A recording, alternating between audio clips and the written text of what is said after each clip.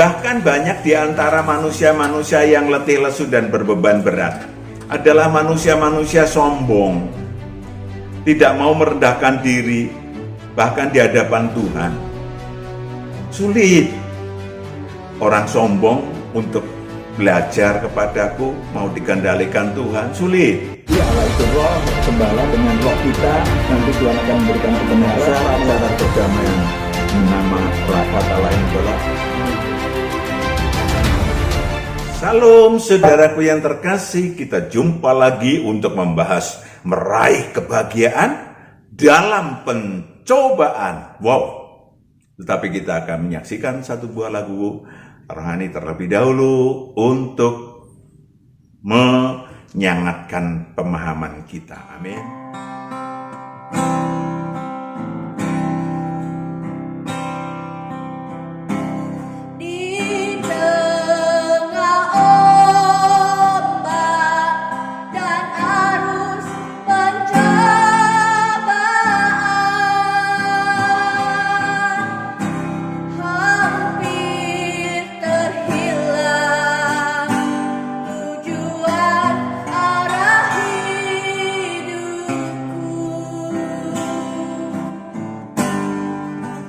Bagaikan kapal yang selalu diombak ambingkan,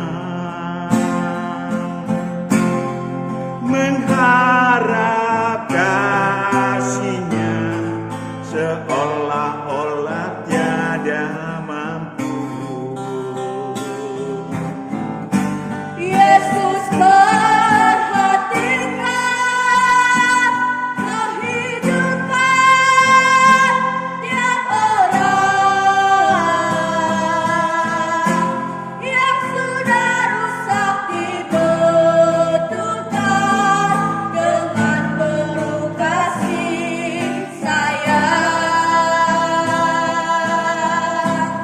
Yesus perhatikan tiap tetesan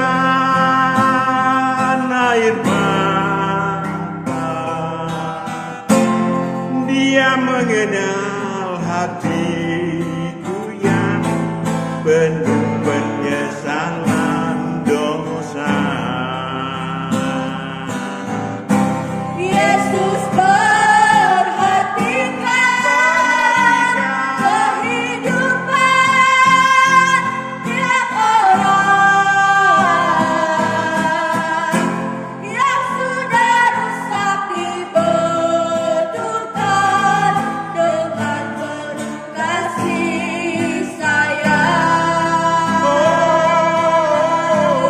Yesus perhatikan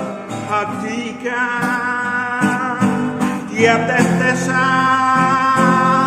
air mata. Dia mengenal hatimu yang penuh penyesalan dosa.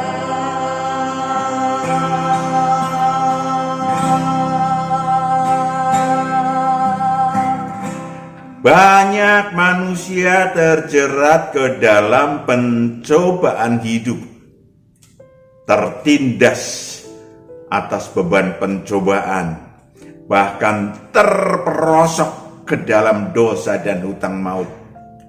Kasihan. Ya, kita melihat kemana-mana, di mana-mana peristiwa-peristiwa dalam aneka bentuk. Padahal kalau saudara adalah manusia yang cerdik, saya adalah manusia yang cerdik, justru dapat mengambil keuntungan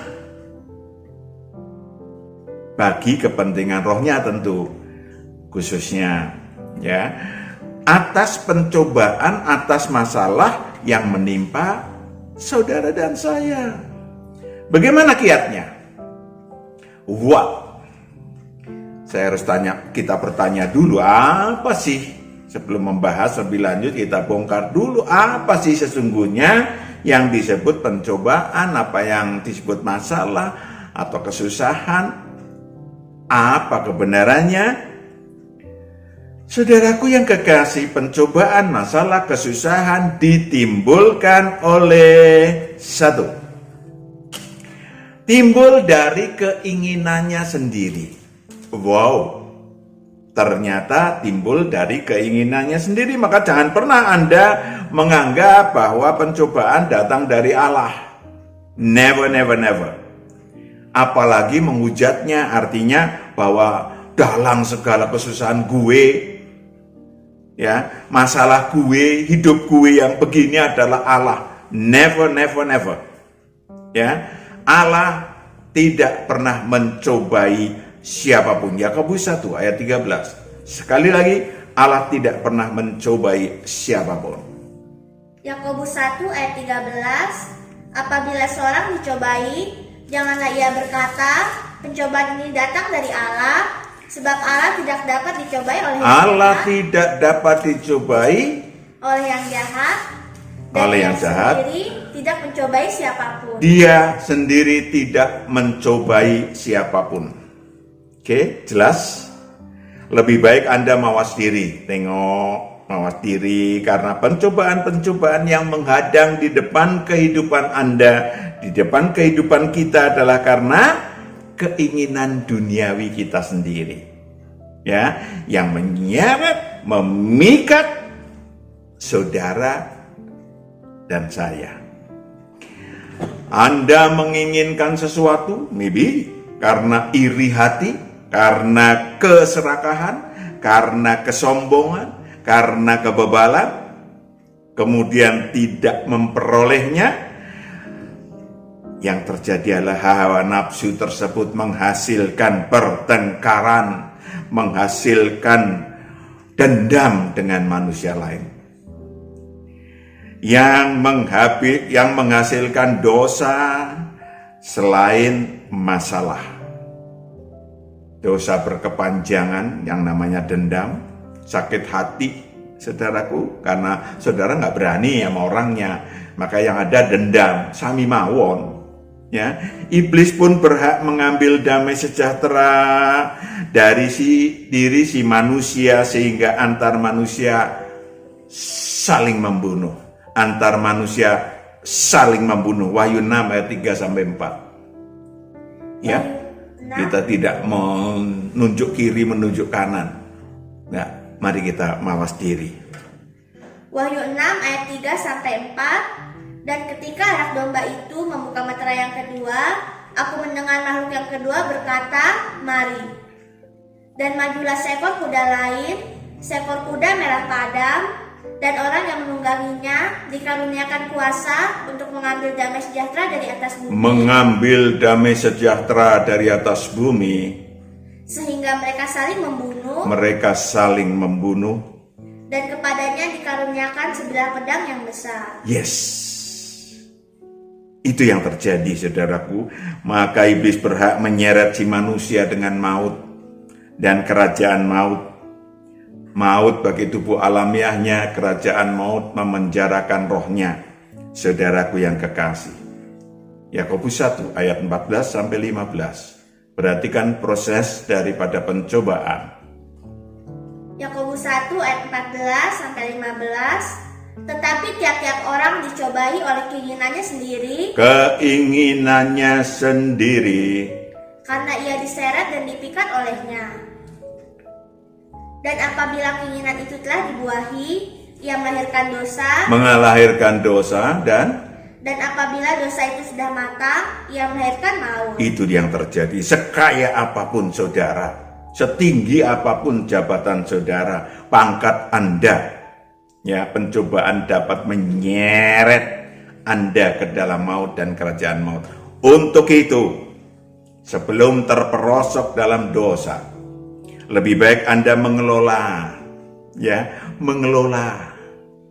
keinginan tubuh alamiah Anda, yang kita memang tubuh alamiahnya dinamis, roh penurut, tapi kita harus menguasai tubuh alamiah kita agar tidak berduniawi ria.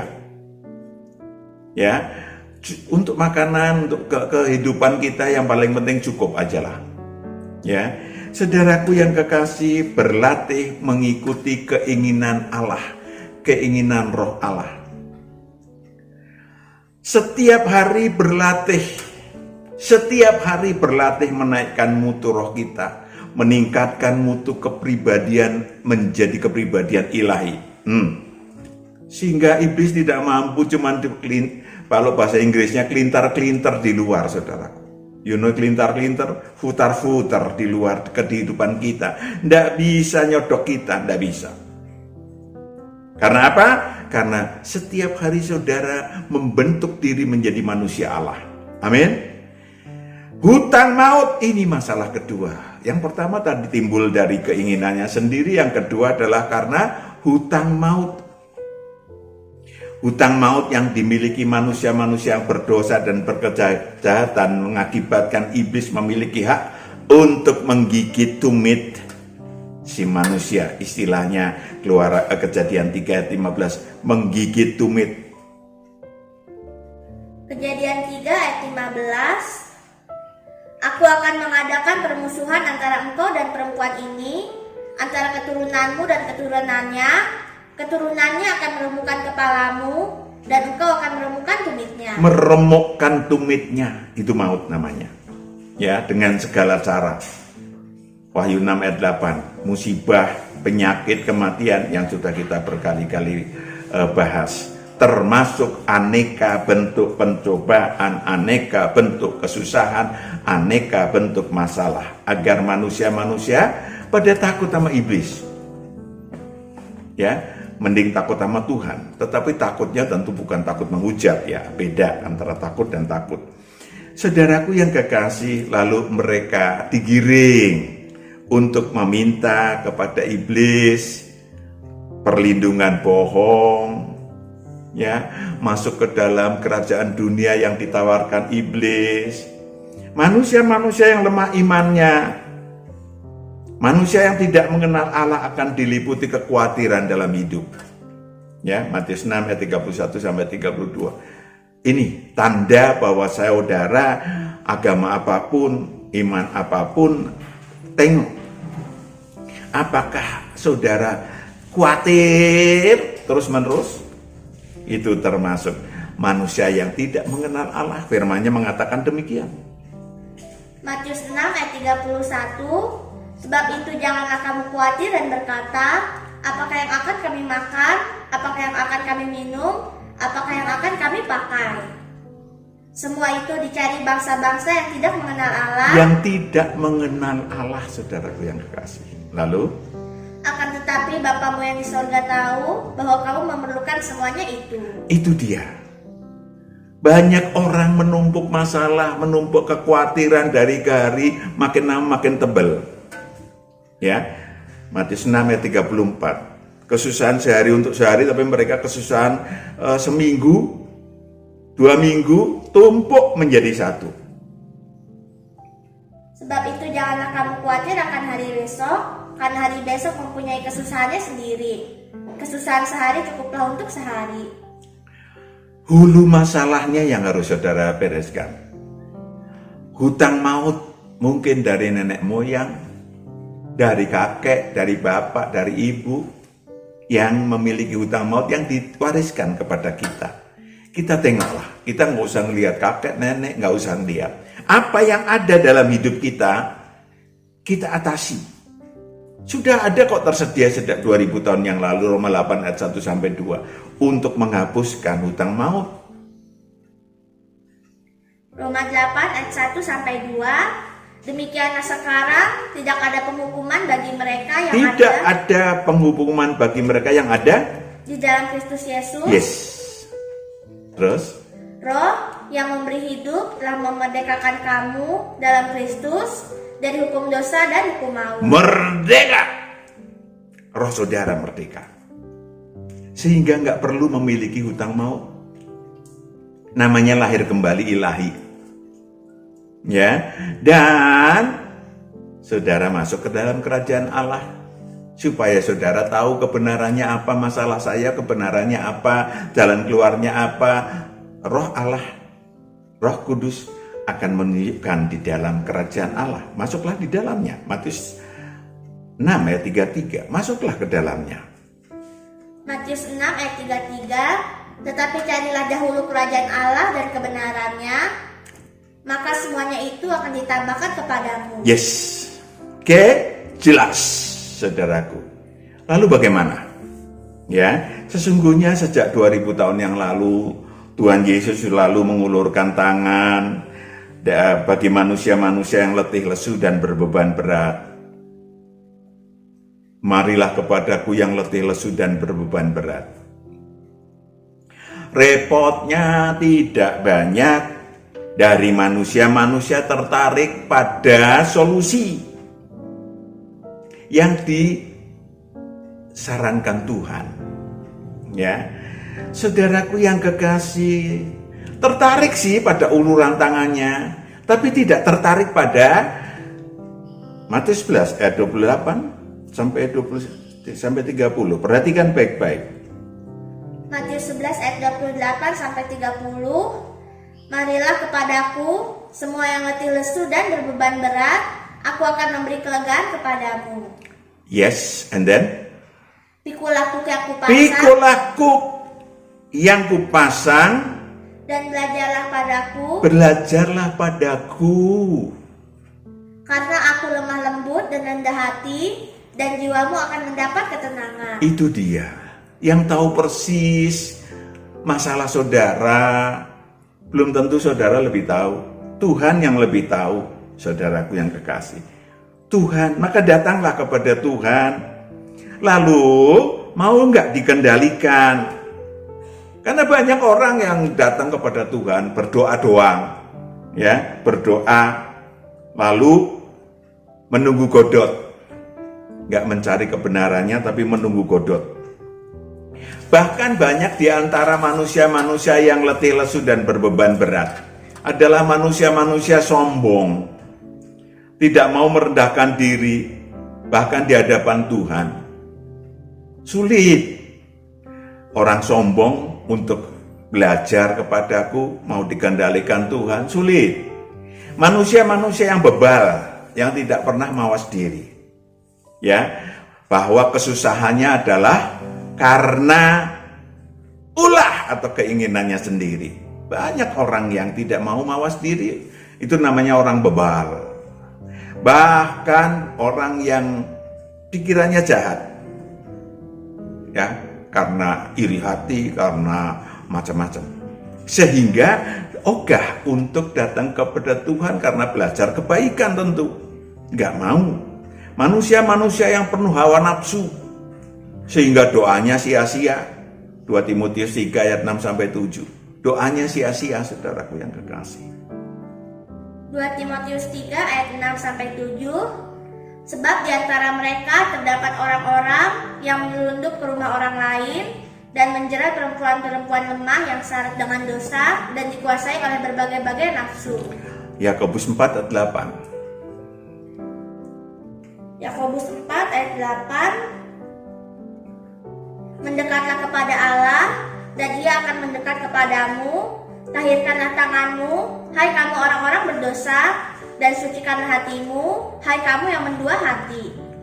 Saudaraku yang kekasih, 2 Timotius 3 ayat 5 menunjukkan bahwa banyak orang cuma beribadah secara lahiriah. Beribadah secara lahiriah, tetapi memungkiri kekuatan Tuhan. Ya, lebih banyak boleh saja ke medis, metafisis yang nggak boleh. Ya, lanjut. 2 Timotius 3 ayat 5. 2 Timotius 3 ayat 5. Secara lahiriah mereka menjalankan ibadah mereka, tetapi pada hakikatnya mereka memungkiri kekuatannya. Jauhilah mereka itu. Saudaraku yang kekasih, kalau saudara ya mendengar firman-Nya yang disampaikan Tuhan di dalam mengulurkan tangan, Tuhan lemah lembut, rendah hati, jiwa si manusia akan mendapatkan ketenangan, beban Tuhan ringan. Itu luar biasa.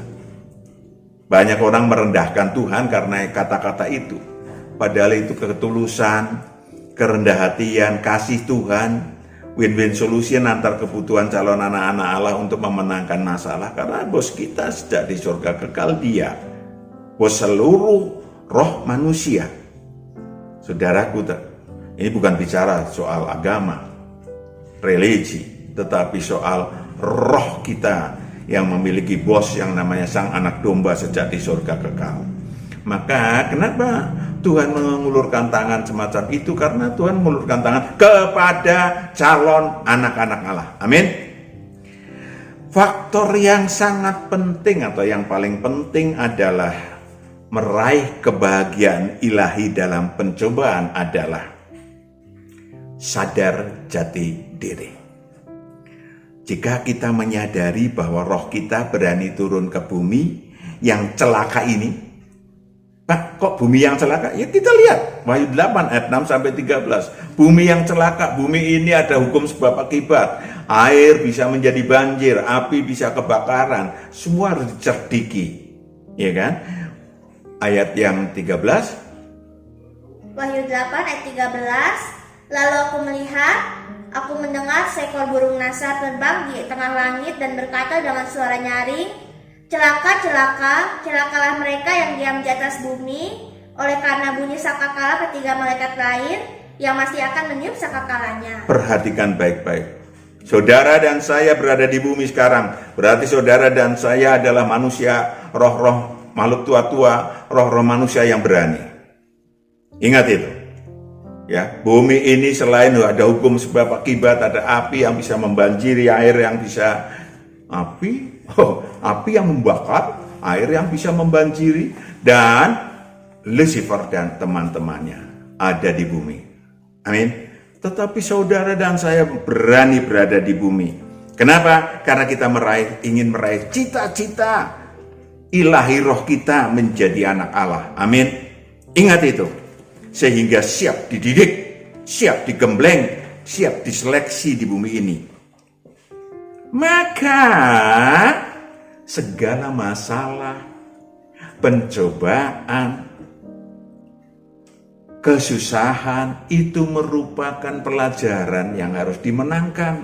Kayak saudara kalau sekolah SD ke SMP ke SMA ke sarjana itu semua dikasih soal kan, kasih soal yang harus diselesaikan. Selesaikanlah supaya nilai Anda tinggi. Demikian juga dalam kehidupan ini. Menangkanlah supaya kalau saudara yang punya cita-cita pulang ke surga, pulang dengan kekayaan ilahi namanya. Karena apa? Karena memenangkan kesusahan, memenangkan ke masalah, pencobaan. Saudara menangkan bersama Tuhan. Itu dia. Saudaraku yang kekasih, itu yang disebut kebahagiaan dalam pencobaan. Kebahagiaan roh saudara karena memenangkan pencobaan bersama Tuhan. Bersama Sang Anak Domba. Yakobus 1 ayat 2 sampai 4. Perhatikan baik-baik. Yakobus 1 ayat 2 sampai 4. Saudara-saudaraku, anggaplah sebagai suatu kebahagiaan. Anggaplah sebagai suatu kebahagiaan. Apabila kamu jatuh ke dalam berbagai-bagai pencobaan. Yes, apabila kau jatuh ke dalam berbagai-bagai pencobaan, bahagialah. Kenapa? Sebab kamu tahu bahwa ujian terhadap imanmu itu menghasilkan ketekunan. Menghasilkan ketekunan. Dan biarlah ketekunan itu memperoleh buah yang matang, supaya kamu menjadi sempurna. Kamu menjadi sempurna. Dan utuh, dan tak kekurangan suatu apapun. Tak kekurangan suatu apapun.